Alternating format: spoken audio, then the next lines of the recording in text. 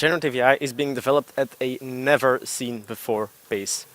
In the last few years, the number of generative AI models has exploded.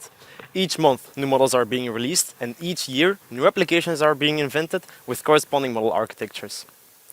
What this means for the hardware is that it should be very flexible and able to support many different kinds of workloads.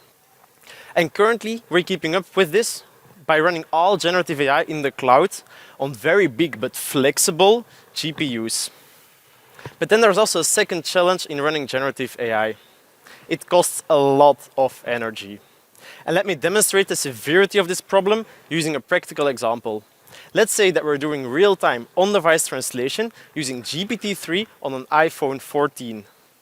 And a quick calculation reveals that our battery would be dead within only 40 seconds, not even long enough to translate the first part of this pitch. To reduce this energy cost, we need custom, ultra-energy efficient hardware. Currently, we ignore this problem and we run everything in the cloud, consuming tons and tons of energy. But this is not sustainable, and this would never work for battery-powered devices.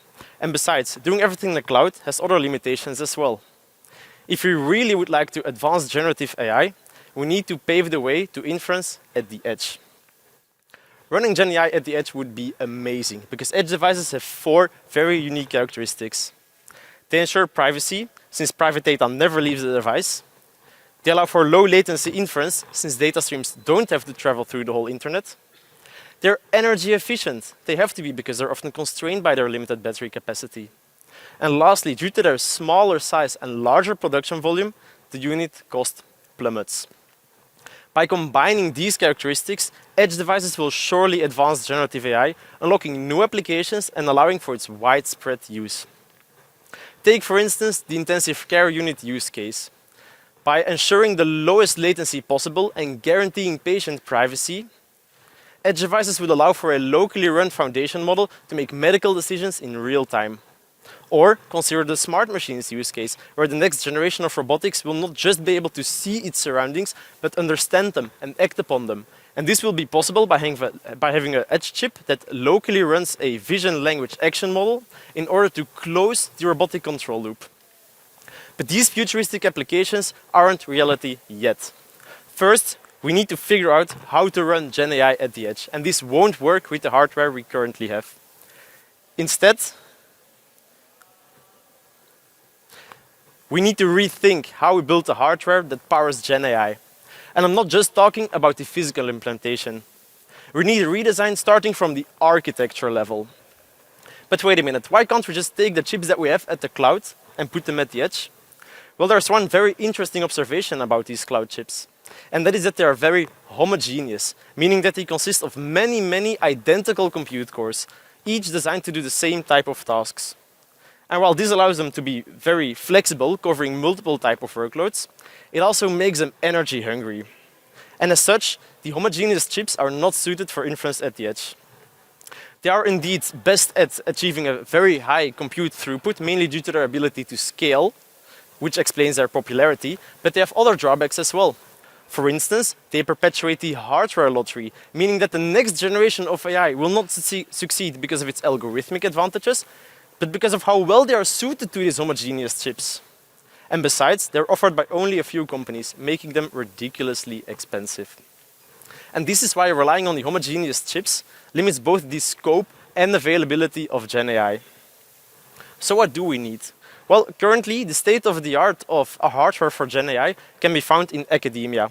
And here, many custom accelerators are being developed, each one very neatly tailored towards one specific model. And although all of these chips are the best solution for that one model, they can do nothing more and provide no flexibility at all. That's why at the MICAS research group, we try to combine the best of both worlds by developing a fundamentally new computer architecture. Instead of starting from a homogeneous chip consisting of many identical compute cores, we're developing a heterogeneous one, where each core is optimized for one specific algorithmic function. And next, we put in a lot of effort to make all of the cores programmable and interoperable, meaning that they can very easily work together and share data together. And this is why this heterogeneous architecture satisfies the 2 requirements for hardware for generative AI at the edge. flexibility to keep up with the rapidly evolving models, and energy efficiency to deal with the energy problem. This is a very ambitious project, but luckily we don't have to start from scratch.